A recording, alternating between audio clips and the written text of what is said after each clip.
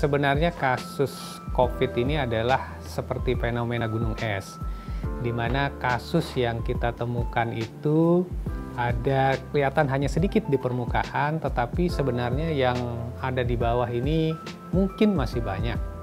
Nah, seperti kita di NTB ini sekarang bahwa kasusnya kelihatan agak meningkat, tapi sebenarnya ini adalah suatu hal yang bagus. Artinya bahwa pemerintah daerah kita sudah punya kemampuan untuk men-screening dan juga melakukan deteksi dan juga untuk mengkonfirmasi kasus-kasus COVID ini sehingga kita bisa tahu lebih banyak. Nah, kalau kita tahu yang katakanlah di bawah gunung es ini lebih banyak, artinya kita nanti akan bisa melakukan intervensi-intervensi yang lebih tepat sehingga kita bisa mengisolasi pasien-pasien yang sudah positif tadi supaya tidak menulari ke orang-orang yang lain.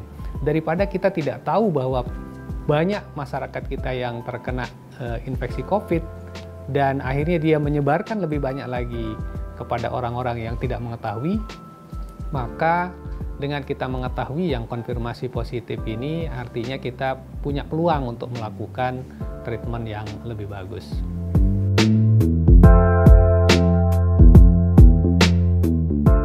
Kita sebenarnya sudah punya data bahwa banyak orang-orang yang rentan, yang berisiko kemungkinan besar terinfeksi oleh COVID ini. Kita ada istilahnya namanya ada ODP, ada PDP, ada orang tanpa gejala yang OTG dan sebagainya itu. Dan sekarang kita sudah melacak gitu orang-orang ini.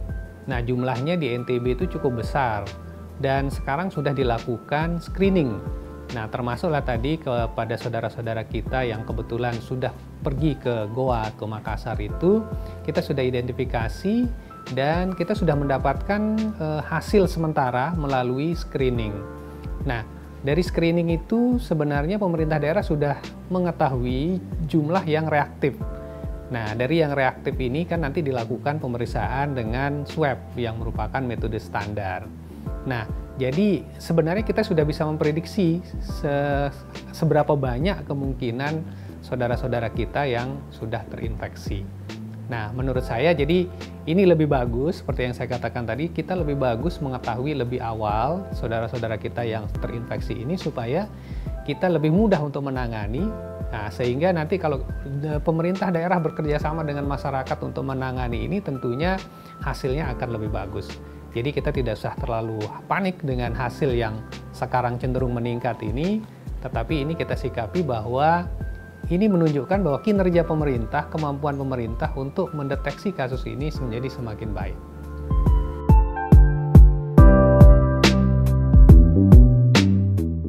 Ya, jadi kami dari UNRAM bersama tim ahli yang melakukan perkiraan atau penghitungan simulasi model penyakit menular COVID-19 ini dengan data-data jumlah pasien yang sudah terkonfirmasi positif sampai saat ini, jumlah pasien yang sembuh sampai saat ini, lalu kemudian jumlah yang meninggal sampai saat ini, dan juga kita sudah melihat data-data seberapa banyak yang menular dari satu orang ke orang lain. Kita bisa memperkirakan bahwa kemungkinan kita perlu bekerja keras lagi untuk mengurangi laju kecepatan infeksi COVID-19 ini. Berdasarkan hasil perhitungan tim dari FK UNRAM, kita mendapatkan kemungkinan puncaknya ini akan terjadi di bulan Agustus. Nah, hal ini kalau tidak kita sikapi dengan baik, kalau kita tidak melakukan intervensi dengan cermat, maka puncak ini akan betul-betul kita akan ketemu di bulan Agustus. Nah, tetapi kalau kita bekerja bersama-sama untuk mencegah penularan infeksi COVID ini, mungkin kita akan bisa mempercepatnya. Katakanlah bisa 2 bulan misalnya, jadi mungkin pada saat Lebaran nanti kita sudah bebas dari infeksi virus ini kalau kita sama-sama mencegah penularan dari COVID-19 ini. Nah, dari sisi itu bahwa salah satu hal yang bisa mempercepat penurunan angka kesakitan ini adalah mempercepat penemuan kasus. Kalau kita menemukan kasus lebih awal, maka derajat sakitnya juga lebih rendah. Kalau derajat sakitnya rendah artinya sakit ringan yang menderita COVID ini. Nah, kalau yang sakit ringan tentunya penyembuhannya juga akan lebih cepat. Jadi kalau bisa lebih cepat dia sembuh, katakanlah sekarang kita menghitung rata-ratanya sekitar 2 mingguan, kalau bisa di bawah 1 minggu dia sembuh, maka akan sangat cepat sekali terjadi penurunan angka penyakit ini. Nah, oleh sebab itu, ini adalah satu hasil dari pemerintah juga. Ketika kita menemukan banyak kasus, ini juga menjadi hal positif yang katakanlah nanti bisa mempercepat pengurangan puncak dari penyakit ini. Dari perhitungan kami di bulan Agustus itu, kalau tanpa intervensi apapun, maka jumlah kasus di NTB ini bisa mencapai sekitar 5.800-an. Jadi mari kita sama-sama waspada untuk bisa mencegah penularan penyakit ini, sehingga jangan takut untuk diperiksa ya, karena dengan pemeriksaan yang lebih dini ya, kalau ada gejala-gejala yang mengarah kepada COVID, itu lebih baik kita periksa, lalu kemudian kalau memang positif kita segera obati, karena kalau dengan lebih awal diobati maka kemungkinan sembuhnya juga akan semakin baik dan semakin cepat.